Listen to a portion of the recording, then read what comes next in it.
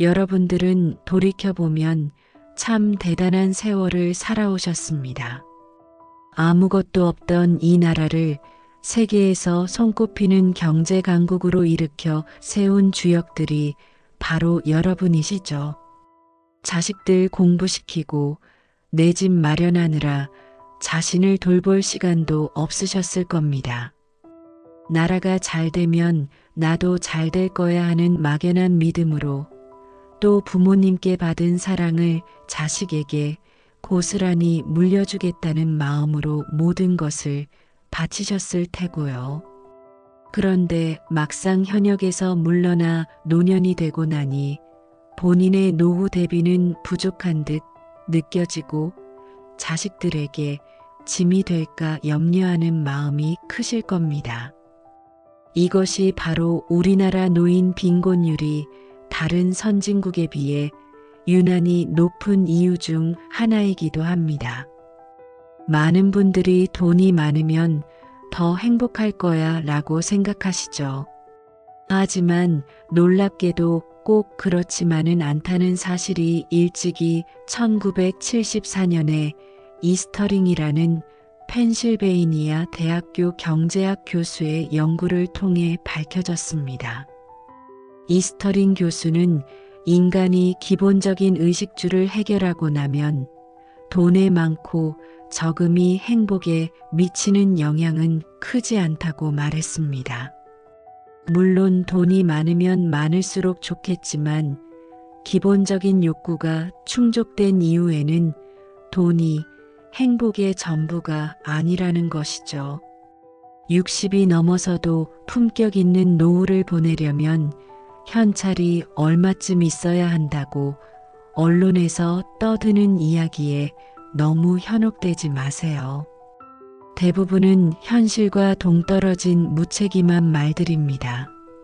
젊은 기자들이 아직 노후를 겪어보지 못해서 그런 이야기들을 할 때가 많아요. 진짜 답은 간단합니다. 60이라는 나이가 되었을 때 내가 모아놓은 돈에 맞춰서 노후를 사는 것입니다. 누가 정해준 5억, 7억 같은 금액에 얽매여서 나는 5억밖에 없는데 7억을 만들려면 뭘 더 해야 할까? 하고 고민하다가 오히려 가지고 있던 돈마저 잃을 수도 있습니다. 경제활동이 어려워지는 시점에서는 무리하게 돈을 불리려 하기보다는 지금 가지고 있는 돈에 맞춰서 지출을 현명하게 조절하며 여유롭게 사는 것이 훨씬 중요합니다. 60이 넘어서 새삼스럽게 돈을 벌겠다고 덤볐다가 모아놓은 것까지 까먹으면 정말 큰일이니까요. 그러니 얼마가 필요하다는 이야기에 흔들리지 마시고 지금 있는 돈으로 어떻게 하면 만족스러운 노후를 보낼 수 있을까를 고민하시는 것을 강력히 권해드립니다. 자녀들이 있으면 노후가 좀 괜찮지 않겠냐고 물어보시는 분들도 있습니다. 소위 자식 보험에 대한 이야기인데요. 우리 부모님 세대는 평균 5명에서 6명의 자녀를 두셨죠. 1960년대까지만 해도 여성 1명이 낳는 아이가 6명 정도였습니다. 그런데 요즘은 어떻습니까? 1명도 안 낳거나 1명 낳는 가정이 대부분이죠.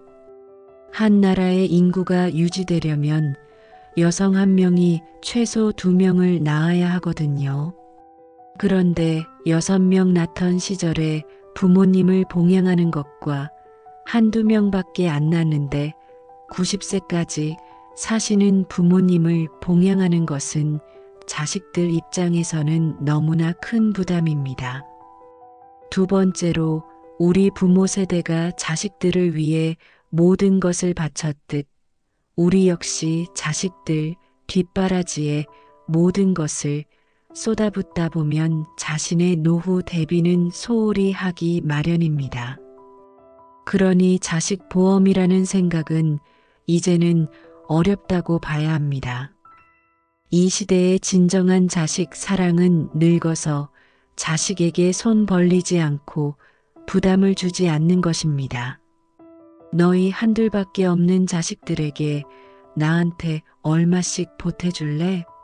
하고 용돈이나 생활비를 달라고 했을 때 좋아할 자식은 아무도 없을 겁니다. 그러니 자녀를 뒷바라지하는 동시에 내가 늙어서 자식들에게 손 벌리지 않기 위해 내 노후 대비도 하겠다는 마음으로 자산 관리를 하셔야 합니다. 자식들에게도 미리 이야기해서 이해를 구하는 것이 좋습니다. 돈을 많이 벌어두면 노후가 행복할까요? 이 질문은 정말 좋은 질문입니다. 앞서 말씀드린 1974년 이스터링 교수의 연구를 다시 한번 언급하자면 경제가 성장하고 돈이 많아진다고 해서 인간의 행복이 무한정 증진되는 것은 아니라고 했습니다. 물론 하루 세끼 밥을 못 먹는다면 밥 먹을 때까지는 돈을 벌어야 합니다. 기본적인 욕구를 충족하는 데까지는 돈이 정말 중요합니다. 하지만 그 이후에는 돈에서만 행복이 오는 것이 아닙니다. 그렇다면 어디에서 삶의 보람을 찾을 수 있을까요? 사람들은 흔히 부를 몇 배로 늘리는 것에만 집중하는데 궁극적인 목적이 자산을 늘리는 것일까요? 아니면 진정한 행복을 느끼는 것일까요? 돈 벌어서 무엇을 할 것인지, 어디에서 삶의 보람을 찾을 것인지를 고민해야 합니다. 저는 행복이란 자기가 원하는 것을 성취했을 때 얻는 만족감이라고 생각합니다. 복잡하게 생각할 필요 없이 예를 들어 우리 아들이 이번에 좋은 대학에 합격했으면 좋겠다. 전세에서 내 집을 마련했으면 좋겠다.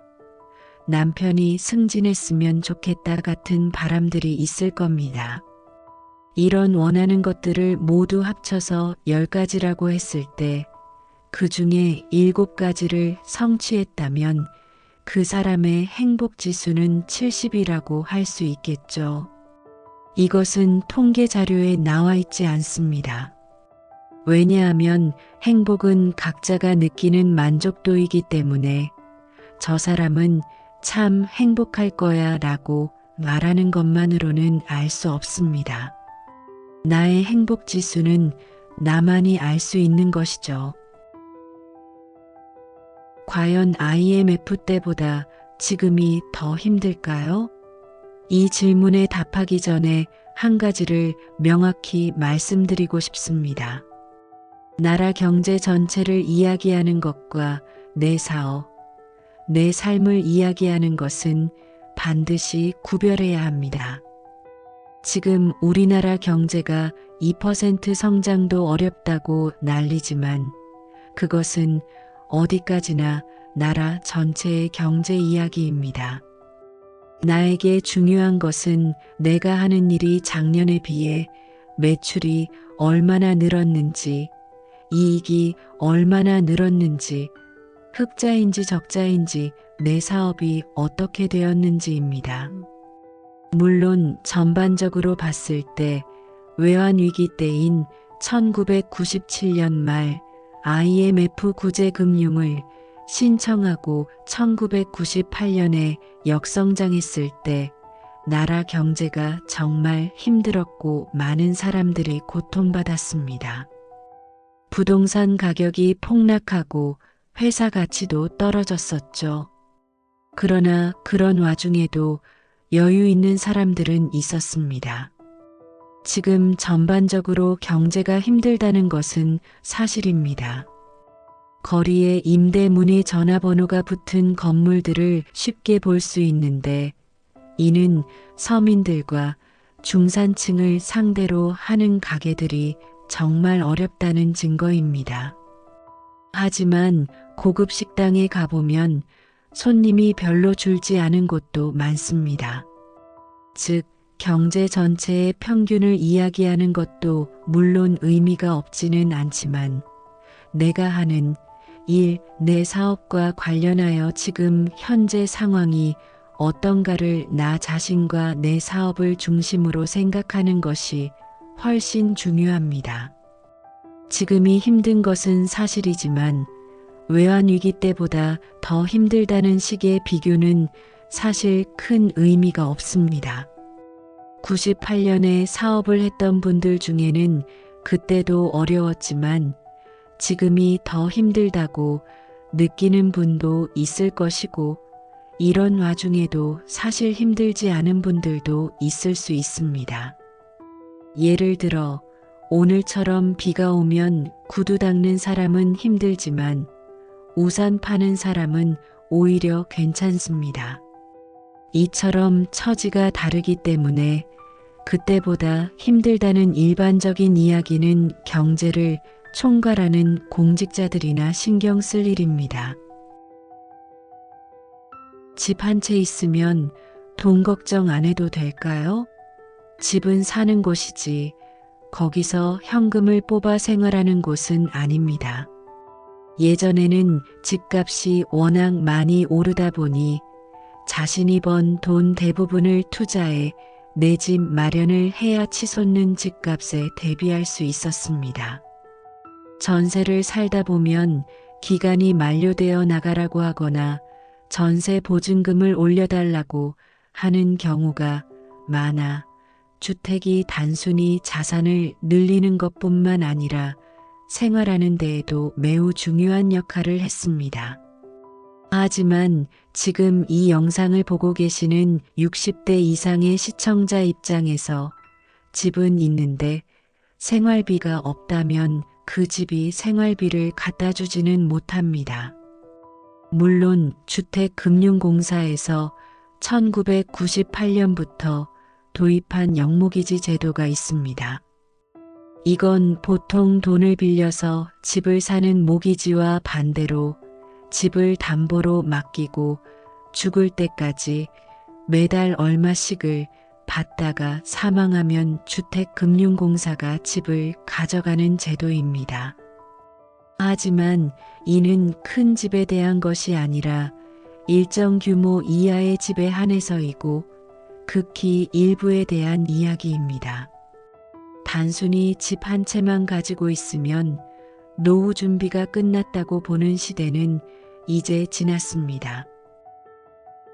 그럼 예금과 적금만으로 노후 준비가 될까요? 먼저 소득 격차와 빈부 격차에 대해 잠깐 이야기해 볼까요? 소득은 월급을 받는 직장인을 예로 들면 한 달 동안 일해서 받는 월급이나 1년 동안의 연봉을 말합니다. 빈부 격차는 특정 시점에서 계산했을 때 평생 모은 재산의 차이를 의미합니다. 즉, 소득 격차는 일정 기간 벌어들이는 소득의 차이이고 빈부 격차는 그 소득을 바탕으로 재산을 얼마나 잘 늘렸느냐에 따라 생기는 재산의 차이입니다. 이 둘을 혼동하는 경우가 많아요. 같은 학교를 졸업하고 똑같이 취직한 두 사람이 있다고 가정해 봅시다.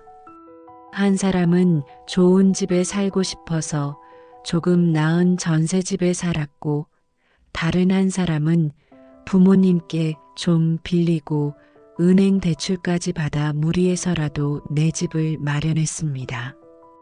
5년, 10년이 지난 후에 어떻게 될까요? 똑같은 월급을 받았더라도 그 돈을 어떻게 불렸느냐에 따라 재산의 차이, 즉 빈부 격차가 생기게 됩니다. 제가 농담처럼 하는 말이 있습니다. 부인 뭐 하세요? 하고 물으면 그냥 집에서 살림이나 해요 라고 답하는 분들이 많죠. 그런데 이 살림이 결코 그냥 살림이 아닙니다. 우리나라의 과거 구조를 보면 돈을 벌어오는 사람은 주로 남자였고 그 돈을 불리는 사람은 주로 여자였습니다. 그래서 똑같은 월급을 벌어다 줬어도 부인이 집에서 살림을 어떻게 하느냐에 따라 5년 후, 10년 후의 재산에 큰 차이가 생긴 겁니다. 살림은 살리다의 명사형입니다. 즉, 그 집안을 살리고 죽이는 일을 주부가 했던 셈이죠. 물론 지금은 맞벌이 부부가 많아졌지만 여전히 재산을 불리는 일은 어느 가정이든 여성이 더 많이 맡는 경우가 많습니다. 결국 얼마나 버는 것 못지않게 중요한 것은 어떻게 늘려가느냐 하는 겁니다. 지금 은행 이자가 물가 상승을 감안하면 사실상 마이너스 금리 아니냐는 말씀도 하시는데 맞습니다. 하지만 그렇다고 해서 남들이 주식이나 펀드 한다고 해서 함부로 따라해서는 안 됩니다. 이건 전문가의 조언을 잘 듣고 해야 하는 일입니다. 경제학의 기본 원칙 중 하나는 하이 리스크, 하이 리턴, 즉 위험도가 클수록 더 많은 수익을 기대할 수 있다는 것입니다. 조금 더 벌려고 투자했다가 오히려 망하는 사람도 많습니다. 은행 예금은 안전성은 100% 보장되지만 이자율은 낮습니다. 사실 예금과 적금만 100% 하는 것은 추천하지 않습니다. 인플레이션, 즉 물가 상승을 감안하면 내 자산이 점점 줄어드는 효과가 있기 때문입니다. 예를 들어 물가 상승률이 3%인데 예금 이자가 2%라면 내 자산은 1년 동안 1% 사라진 것과 다름없습니다. 돈이란 결국 구매력이니까요. 난 원금도 지키고 이자도 받은 게 아니라 1%가 사라진 겁니다.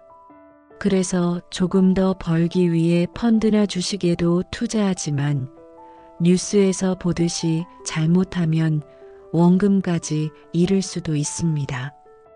따라서 자산 분배를 현명하게 해야 합니다. 20대라면 위험 상품에 100% 투자해 볼 만하지만 60이 넘었다면 고위험 투자 상품의 비중이 30%를 넘지 않는 것이 현명합니다. 잘 모르겠다면 자산운용사를 방문하여 투자 포트폴리오를 어떻게 가져갈지 상담받는 것도 좋은 방법입니다. 그렇다면 경제학을 공부하고 공직에 있었던 사람들은 돈을 잘 벌었을까요? 결론부터 말씀드리면 그렇지 않습니다.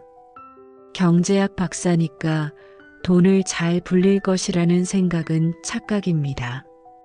이론을 많이 안다고 해서 자산을 불리는 실력이 비례하는 것은 아닙니다. 실제로 경제학자 중에 부자는 거의 없습니다. 그러니 소중한 내 돈을 불릴 때는 누가 어떻게 해서 돈 벌었다더라 하는 이야기에 휩쓸리지 마시고 스스로 알아보고 공부하시고 정말 신중하게 잘 불려나가시길 권하고 싶습니다. 특히 투자 관련 유튜브만 보고 판단하거나 일주일에 수익률 20% 보장 같은 말도 안 되는 이야기에 현혹되어 유료 리딩방에 돈을 내고 가입하는 일은 절대 없어야 합니다. 종목을 무료로 알려준다면서 댓글에 특정 숫자와 휴대폰 번호를 남기라고 하는데 그렇게 하게 되면 카톡으로 연락이 오게 되고 그들은 결국 VIP 서비스라 하며 유료 리딩방을 권하게 됩니다. 주변에 너무나도 많은 분들이 이걸 하다가 돈을 잃습니다. 개인정보가 유출될 뿐만 아니라 제시하는 수익률 근거 자료도 100% 조작된 것이니까요. 이것만큼은 절대 저를 믿으셔야 합니다. 절대 현혹되지 마세요. 조금만 생각을 해보시면 그 사람들이 왜 사기꾼인지 알 수 있습니다. 일주일에 수익률 20%면 별거 아닌 거라고 생각하실 수 있지만 복리로 계산 시 1년 뒤 자산이 1만 920배가 늘어나게 됩니다. 1년간 꾸준히 1만 920배를 늘릴 수 있는 사람이 이 세상에 존재하지도 않거니와 그런 사람이 왜 유튜브를 하고 있을까요? 다시 한번 말씀드릴게요. 그 사람들이 매일같이 올리는 근거 자료는 전부 거짓 자료이거나 후행적인 자료를 가져와서 본인의 능력인 것처럼 이야기할 뿐입니다. 그런 해로운 매체가 아닌 검증된 전문가들의 조언을 듣는 것도 나쁘지 않지만 직접 스스로 투자해보고 싶으신 분들은 주식, 부동산, 금 등 투자하고 싶은 분야를 하나 정해서 관련된 서적을 10권 이상 읽어보세요. 투자 마인드가 확립될 것입니다. 절대 유튜브만 보고 투자하거나 지인 말만 믿고 고위험 상품에 투자해서 소중한 노후 자산을 모두 날리는 일이 없도록 각별히 유의하시기 바랍니다.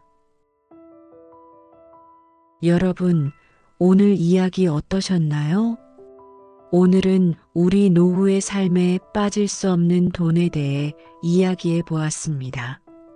너무 열심히만 살아와서 의외로 돈에 대해 잘 모르시는 분들도 주변에 많이 있는데 오늘의 영상이 여러분들께 조금이나마 도움이 되었다면 구독과 좋아요 잊지 말고 꼭 눌러주세요.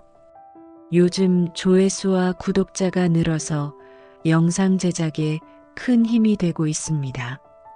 나의 소중한 재산, 잘 지켜서 행복한 인생, 향기나는 노후가 되시길 바랍니다.